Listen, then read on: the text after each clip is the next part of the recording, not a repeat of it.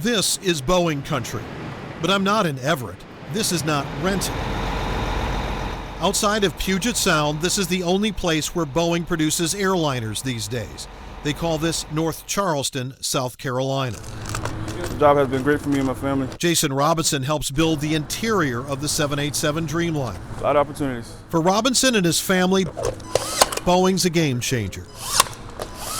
12 relatives also work here. One is a manager. It kind of like gave everybody a hope that there's actually more they can look forward to as in careers.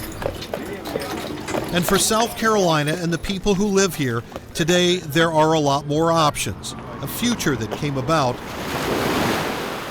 by accident. I'm standing near the mouth to Charleston Harbor, and that out there, that's Fort Sumter. That's where the Civil War began.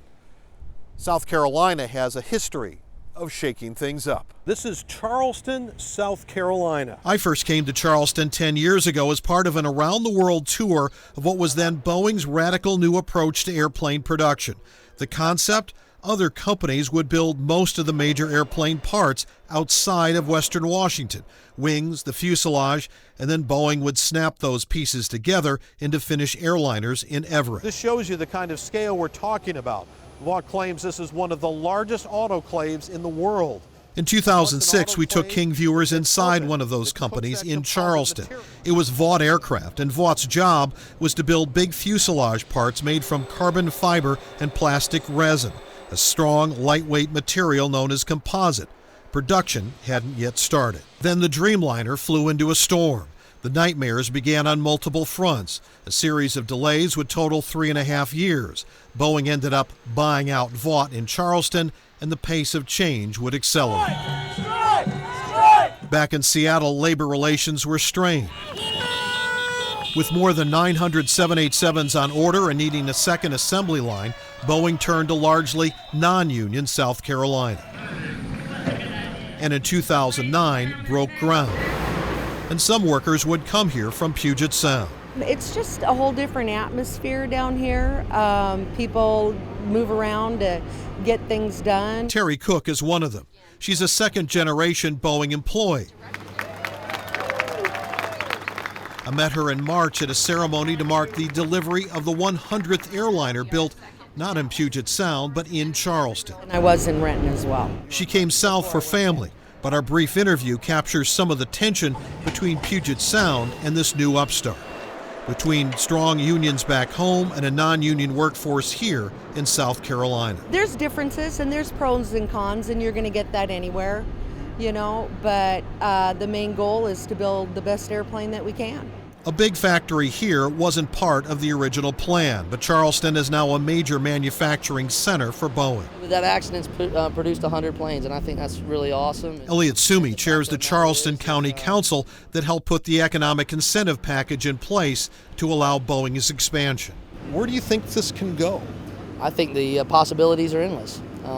We've got a lot of real estate around here.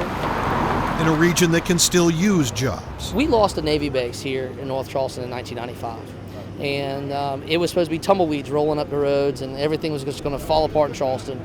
And we really did a good job, the leadership in our community back then, of finding a plan and really diversifying our economy. And Charleston scored a big victory by landing a Mercedes factory to build Sprinter vans in the U.S. Now Volvo plans to set up shop. In terms of advanced manufacturing, there's about 25,000 jobs here in the Charleston region. David Wren is the associate business editor for the South's oldest newspaper, the Post and Courier. 8,000 of those jobs are at Boeing. So you're seeing these two different types of clusters, automotive cluster and an aerospace cluster, being developed in South Carolina. And even though the aerospace cluster is a lot younger, it seems like it's creating a lot more jobs a lot quicker than the automotive cluster did. So where are some of those Boeing jobs? This is the old Vought factory you just saw, but today it's much larger. So where we're standing used to be what? This used to be a parking lot that supported the Vought building. Boeing manager Mike Bunker came here a decade ago from Washington State as well to oversee that Vought factory. If you think about it, we've expanded the footprint of this building by about 20%. That big barrel section back there, that is basically the tail of the body, the fuselage of the 787-10. It's the longest version of the 787, and it will only be produced here in Charleston. Along one side of the site, contractors are busy. Boeing's already invested more than $2 billion into its Charleston complex, with more coming. This is the big construction project going on in Charleston right now. These are paint hangers. People in Puget Sound may look at this and feel nervous. Should they be nervous? I don't think they should be nervous. We are in a growth industry as we're looking to improve. Bev Wise our took over as joins. vice president and general manager of Charleston a year ago. We're standing above that now up and running second assembly line. Wise used to run the 737 factory in Renton that also expanded with new tooling and facilities to handle the 737 MAX.